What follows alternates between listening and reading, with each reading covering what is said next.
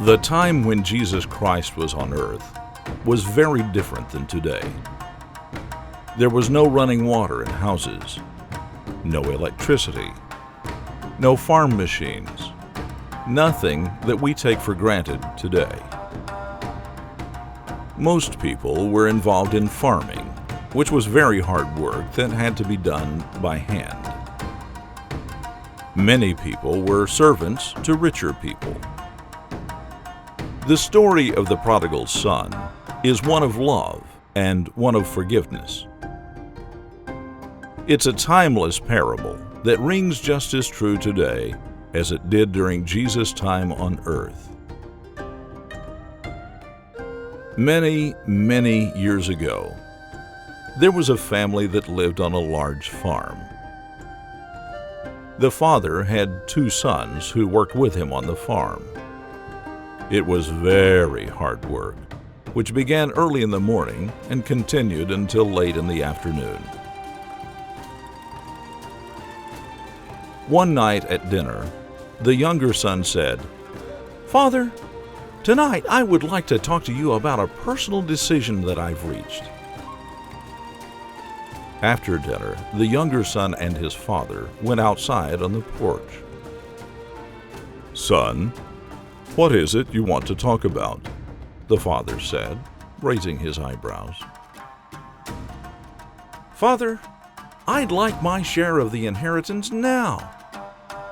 I want to go and seek my fortune. I'm tired of working on the farm."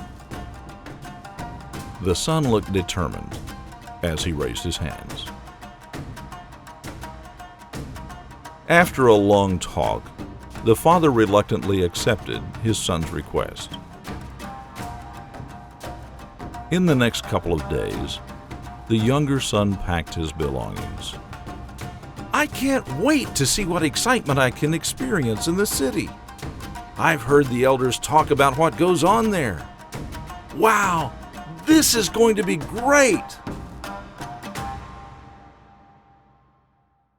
The next morning, the younger son departed the farm for a distant land. He set off on a long journey to the big city, excited at what the future held for him. His share of his father's estate amounted to quite a bit of money, which he spent on having fun. He ate in the finest restaurants and drank much too much of the best wines. He spent his money on many girlfriends and wasted most of it. After a few months, his money began to run out, but he foolishly continued to waste what he had left on enjoying himself and buying gifts for his new friends. Soon after, he was out of money, and his new friends disappeared. A great famine then swept the region. Most of the crops had failed to grow, and there was not enough food to feed the people. Many went hungry, and people began to steal food and fight over what little there was available. The young son suffered like most people. He searched and searched for work, but none was available. Finally, he found a farmer who offered him a job feeding his pigs. In exchange for the work the son did, the farmer let him eat the leftover pig slop and provided him a place to sleep in the barn. Every morning, the farmer would wake him up before daybreak so that he could prepare the slop for the pigs.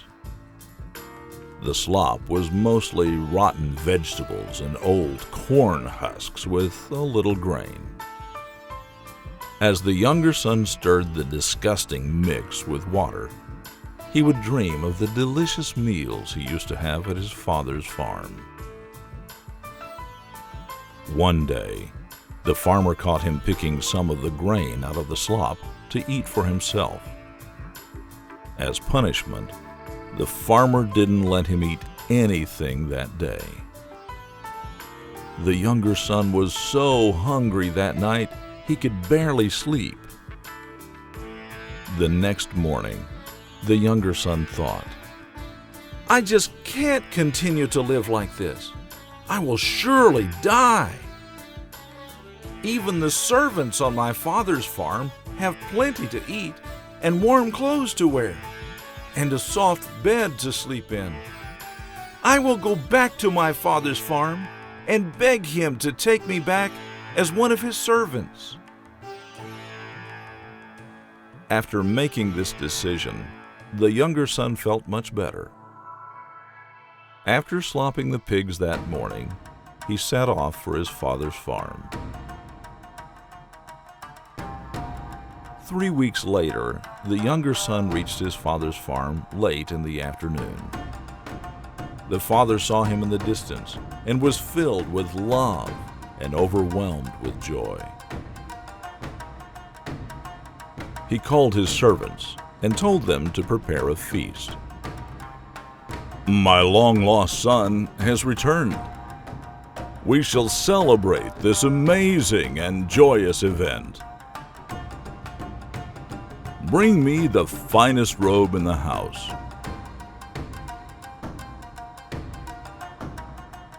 As the older son returned from the fields that afternoon, he saw the servants busily roasting a side of beef and preparing what looked to be a feast. The smell was fantastic, and his mouth began to water. As he drew closer, he could hear music and see people dancing. Curious to understand what the occasion was, he stopped one of the servants and asked, "What is going on here? Why is there such a feast being prepared?" "Master, your younger brother has returned, and your father has ordered the house to prepare a feast to celebrate." The older son became very angry. He refused to come join the feast. The father went looking for his eldest son.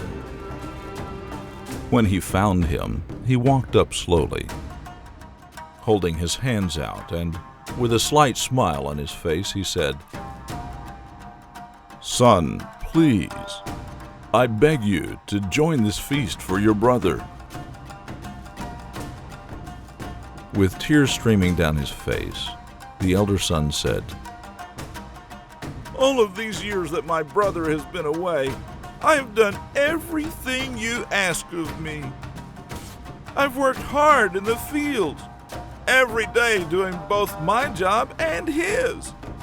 Father, he demanded his share of the estate and left us. Never once have you had a feast for me, or even offered me a goat to have a feast with my friends. Yet, when my brother returns, you celebrate by conducting a large feast with a fatted calf." Putting his hands on his older son's shoulders, the father said, "My beloved son, you know you and I are very close. My love for you is great and complete. Son, everything I have is yours. But your brother was dead to us, and now he has returned. He was lost, and now he is found. Our love for him must never die. Now, come with me and celebrate your brother's return." The prodigal son is one of many Bible stories Jesus used to teach us how God loves us and forgives His people when they ask for forgiveness. We can learn a lot from these stories about how we should live our lives, how to be better people, and how to please God.